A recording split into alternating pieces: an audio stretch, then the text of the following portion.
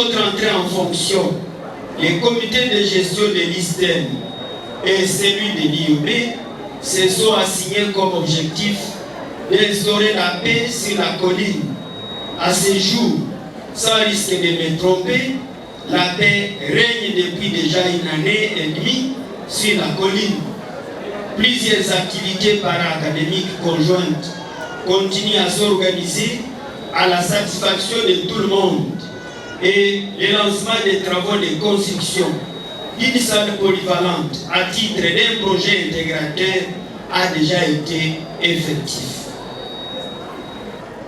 Pour ma part, je promets de continuer à tenir mon rôle de premier policier de l'Institut supérieur de technique médicale de Bukavu, selon toute la rigueur impliquée par les textes légaux et réglementaires qui régissent notre secteur de l'ESU.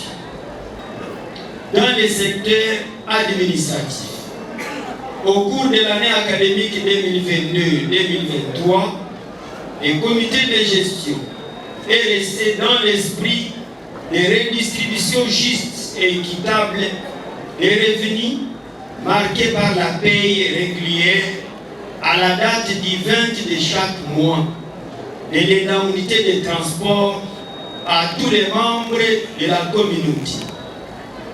Ici a été appliqué un proverbe ancien qui dit « Celui qui mange donne à l'autre, car c'est l'avarice qui entraîne les disputes. » C'est le lieu pour les membres du comité de gestion de remercier toute la communauté de l'ISTEM à travers tous les représentants du COPA.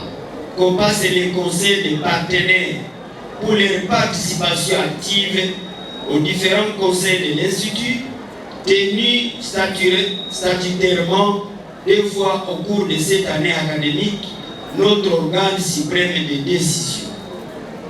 En guise de justification des frais de fonctionnement payés par les étudiants, en collaboration avec les COPA, nous avons obtenu quelques réalisations ci-après. En ce qui concerne la direction du patrimoine, au cours de cette année académique, il a acquis 3 nouveaux véhicules, dont 2 bus coaster affectés au transport des étudiants et une Jeep de marque Suzuki affectée au transport du secrétaire général académique. Ajouté au charroi automobile de l'institution, à ce jour, notre charroi compte actuellement 10 engins contre 3 rencontrés à notre entrée en fonction. Travaux de curage de la cave de l'ISTEM Bukavu depuis son existence en 1983.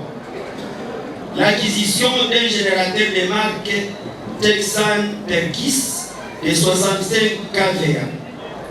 L'acquisition d'un nouveau convertisseur pour rendre opérationnel les panneaux solaires afin de renforcer l'énergie électrique dans les bâtiments administratifs ainsi qu'au centre hospitalier. Dans l'accompagnement des étudiants internes, nous avons acheté quelques réchauds et quelques matelas. Les travaux de maçonnerie ont été réalisés, plus particulièrement la pose de 8 bus et d'une dalle en béton à l'entrée de l'ISTEM Bukavu pour la protection du centre hospitalier contre les eaux stagnantes.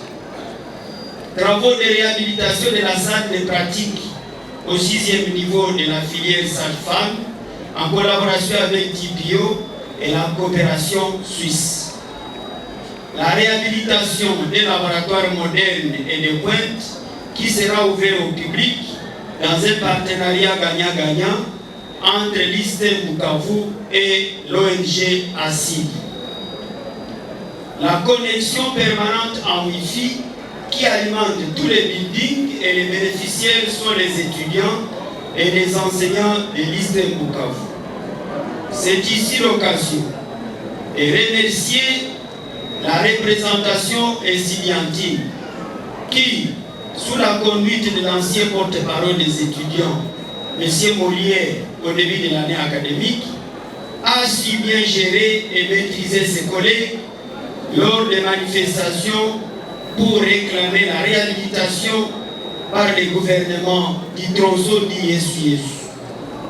Aussi, nous remercions son collègue Linda John, actuel porte-parole des étudiants, pour son esprit d'équipe et de collaboration qu'il a affiché depuis son installation en juin 2023. Ils ont lancé non seulement l'idée de la réhabilitation du monument où sont fixés nos drapeaux, mais aussi la sensibilisation de leurs collègues à la bonne gestion de la connexion. Ils veillent au respect des règlements des étudiants sur les sites de l'Institut ainsi qu'à l'internat.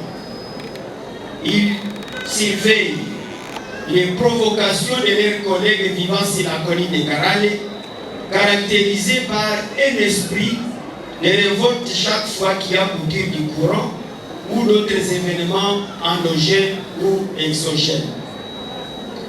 Les début des travaux d'élaboration du plan stratégique de l'Eastern pour une période de 5 ans.